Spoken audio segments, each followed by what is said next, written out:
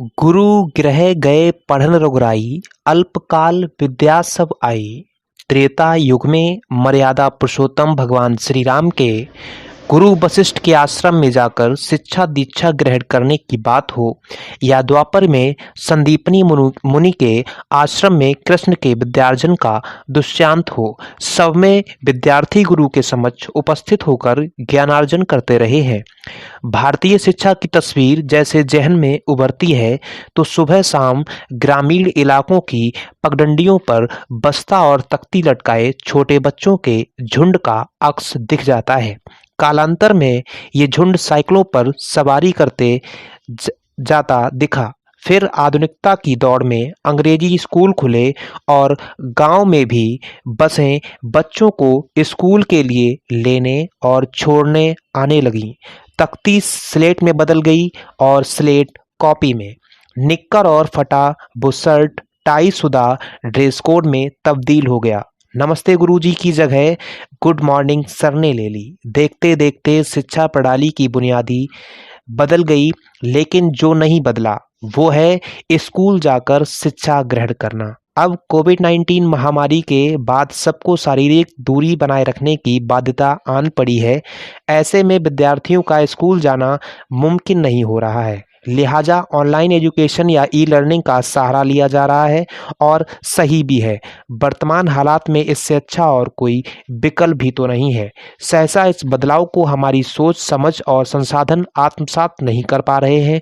सदियों से पठन पाठन की जो संस्कृति हमारे दिलो दिमाग में रची बसी थी, उससे एक झटके में मुंह नहीं फेरा जा रहा है।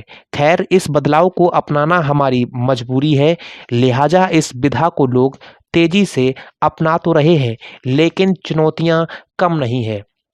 पाठ्यक्रम के स्तर पर, स्कूल और शिक्षकों के स्तर पर, विद्यार्थियों और अभिभावकों के स्तर पर भी भले ही गांव में बिजली पहुंच गई हो, लेकिन कटौती को रोकना बड़ी चुनौती है।